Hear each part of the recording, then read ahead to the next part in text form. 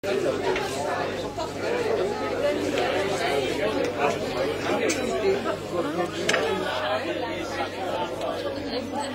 bit from the sun now.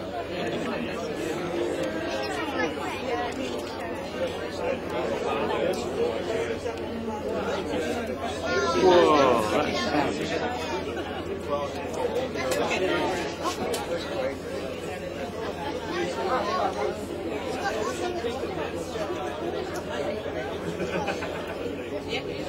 Try them on the bed.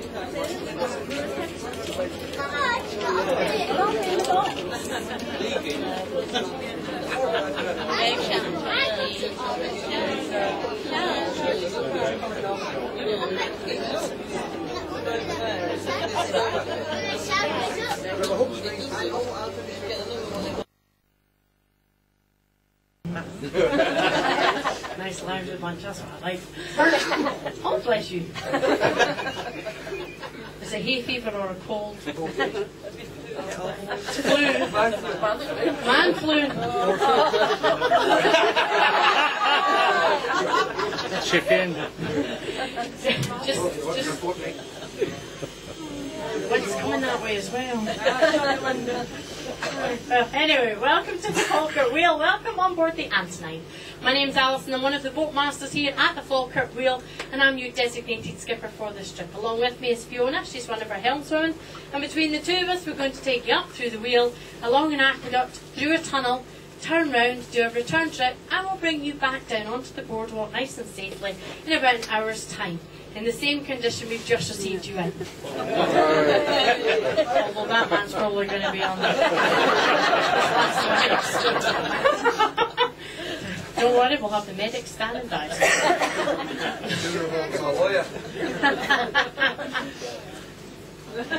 Before we do that, it is our duty by law just to give you all worst case scenario. If the boat sinks, stand up. It's only 5.5 foot deep out there. The boat's already 5 foot into the water. You get your tootsies wet. Okay, and if you don't want wet tootsies as a souvenir of your visit with us, I suggest you put your bum on the back of the seat and then we'll work it out from there. Anybody scared of heights, boats, water, tunnels, or any of the above? Tough. We've already started. Now, the amount of power it's taken for the wheel to start its rotation is 18 kilowatts of energy. 18 kilowatts is the equivalent to 2 electric showers or 8 standard kettles. And that 18 kilowatts at this precise moment is moving 1,800 tons. So it's 1 kilowatt per 100 tons. It isn't much at all. Now, we don't need much power because each gondola... You're all right there. Oh, just that slight little thing. And this Japanese went... It's fine. See, whilst I'm still here, you cannot panic. Now, just to make you aware, I do drive at the back. You can't see me for the majority of the trip, but I am still with you.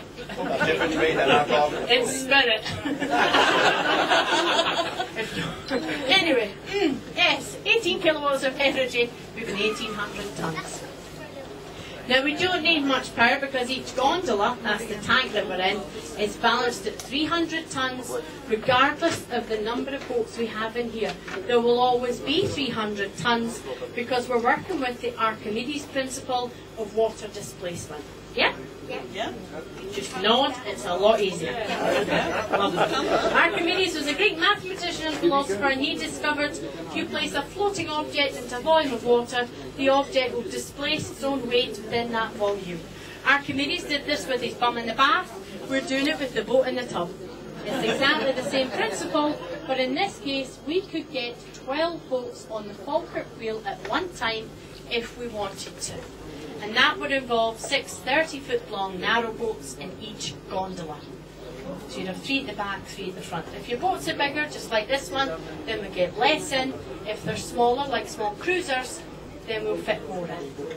Now, the wheel was not designed and built as a visitor's attraction. Technically, none of us should even be here as it is a working boat lift. But because it's the only one in the world, it has quickly become an attraction and we tend to forget its primary role, which is to connect two canals together again and allow the transit of boats between them. First canal, down behind us and below us, it is the world's first sea-to-sea ship canal, and it's called the Forth and Clyde. As its name suggests, runs in from the River Forth over to the east. You then go into the smaller River Carron, and then it becomes the inland waterway, and eventually ends up out to the west at a place called Bowling, just outside Glasgow. You can then get out onto the River Clyde, and the west goes from there. Canal above us, and it is still 35 feet above us, even when we reach the top of the wheel, is the Edinburgh to Glasgow Union Canal. Now, the Union Canal is also known as the Mathematical River, and it's a contour canal sitting on the 240-foot contour, so it's flat all the way through to Edinburgh, and that's about 32 miles. The original connection between these two canals is a flight of 11 locks. They are situated half a mile to the east of us, where those two tower blocks are standing. The locks are still there, but in 1933 they were filled in and they were built on top of, hence two tower blocks. Now, it would take a full day to work through those 11 locks, requiring a lot of manpower, and you'd be losing water all the time. We've done exactly the same on the wheel, but it's just taking us 4.5 minutes. We don't need the same amount of manpower, we haven't lost any water, because we physically brought it up here with us. And that's you at the top of the world's first and only rotating boatlift. Does anybody have a problem with heights? That's an answer. Okay, those that aren't too keen on heights, do not worry, you've only come up 35 metres, which is nothing, honestly. It's nothing compared to the 115 feet that the rest of us have come up. Okay. Right, what we're going to do is, once we get permission to do so, we're going to go out into the aqueduct. And at the end of the aqueduct, the waterway narrows to a point called the Pinch. The Pinch is a gauging station, and it represents the narrowest bridges on the Union Canal. And these bridges are only 12 foot 6 wide, as is the pinch point and the waterway through the tunnel. But this is your lucky day, because this boat is 12 foot 4 wide. No, you are lucky. It used to be 12 foot 6. Can you see the pinch point okay? Yeah. Yeah. See if I turn this way, can you see it any better?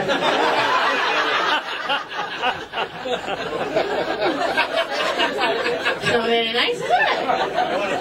It's really cruel. Well, you laughed first, I saw you. I'm in the same boat as you. It's not nice to laugh at perfection. That's not about me. Right, we're going to go through the tunnel, and the tunnel is called Rough Castle Tunnel, named after a Roman fort situated along the Antonine Wall. And the Antonine Wall was built in AD 142, and it marks the northernmost boundary point of the Roman Empire. Now, the Antonine Wall is nothing like Hadrian's Wall. Hadrian's Wall was stone and mortar. Let's just say, by the time the Romans came up to Scotland, they were fairly cheesed off building more walls for us. So what they decided to do up here was dig a ditch, call it a wall, and we believed them. What they dug was a 20-foot ditch that spans 37 miles across the central belt of Scotland. The earth that came out of the ditch, they piled up next to it to make a mound, and then they built the fortifications on top of the mound. Where you see the trees above the tunnel, if you're careful, you can see a grass banking, and that is the Roman wall. Now, they managed to hold back the Scots for about 20 years, and then most of the Romans decided to go back home again, because apparently they were fed up with the weather. There's nothing wrong with it. They weren't too keen on the locals, and there's nothing wrong with the locals, is there? No. Good answer.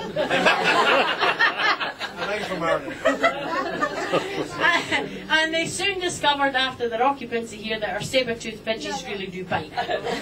But they managed to hold, well, some of the Romans did stay on, and they looked after the wall for us, and they set up businesses that we do still see today, and that's involving pizza and spaghetti. We're going to go through, turn around, come back in onto the wheel. We're on the move. We're going to put on the audio-visual presentation for you. It'll distract you. I mean, it'll give you lots of information all about the wheel and the history surrounding the two canals. When we do come back in onto the wheel, I'll come in and I can answer any questions that you have. I'll check up on this man's health. Do not expire, not on this ship. Sorry, sir? Can we get pizza on the way back? Listen, you're lucky you got a ticket. Alright? Pizza. Please, I think most of the windows are open anyway, so that's absolutely fine. Do not open any of the roof windows, and all of the side doors must remain closed. We will leave this one open for you for photography purposes, but do not allow anybody to step out onto that front deck, okay guys? And don't allow any of the children to sit there either. If you are going to take a picture, if you just take your picture, and then can you sit back down again? That way everybody gets a fair crack at it. Okie dokie? Fantastic. She's obviously part of the Edinburgh Fringe, isn't she? There's the principal.